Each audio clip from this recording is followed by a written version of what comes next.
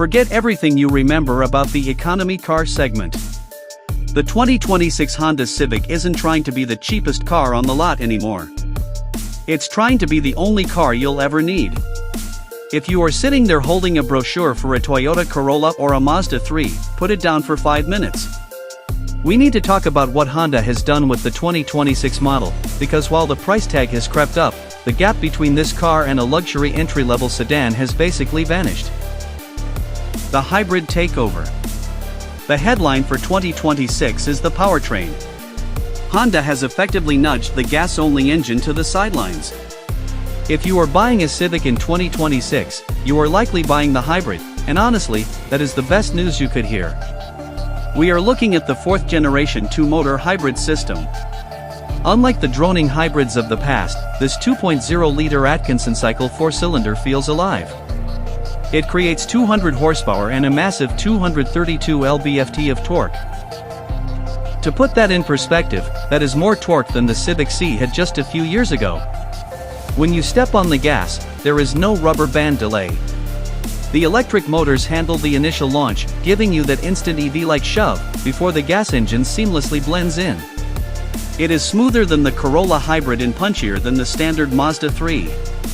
You aren't just saving gas hitting 50 miles per gallon in the city, you are actually having fun doing it. Design, the baby Accord glow up. Walk around the exterior, and you realize the boy racer days are dead and buried. The 2026 Civic leans hard into sophistication.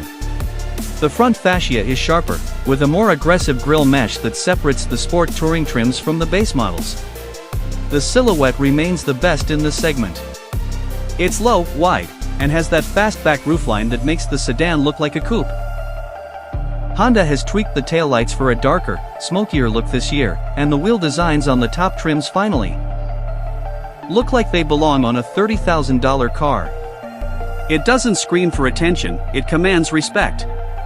It looks expensive, which helps justify the monthly payment. Interior mastery and the honeycomb effect.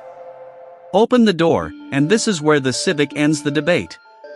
The interior build quality is, frankly, embarrassing for some luxury manufacturers. The metal honeycomb mesh spanning the dashboard isn't just a design gimmick.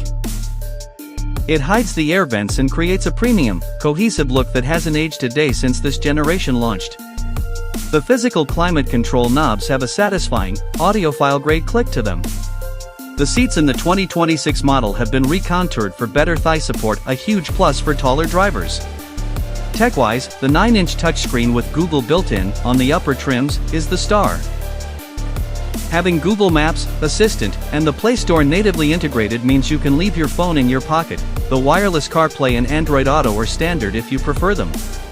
The digital gauge cluster is crisp, customizable, and displays the hybrid power flow in a way that actually encourages you to drive more efficiently. The driving dynamics. Here is the secret sauce, the chassis. You buy a Toyota for reliability, you buy a Honda because you enjoy driving.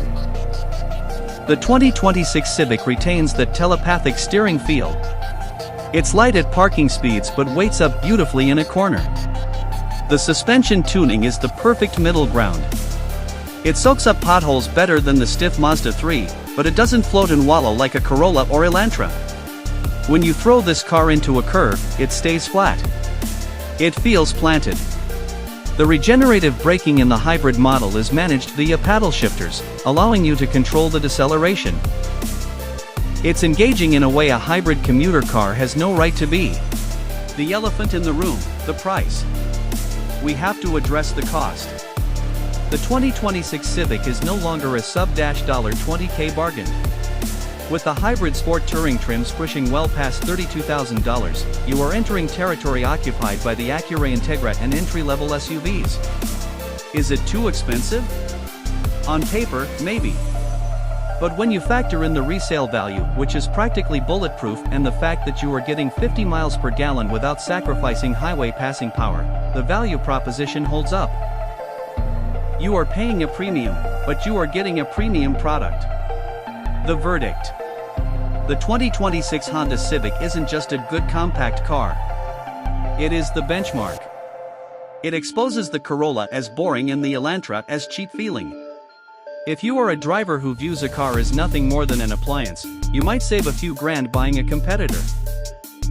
But if you want a daily driver that offers legitimate comfort, genuinely impressive tech, and a driving experience that doesn't put you to sleep, the Civic is the only choice that matters.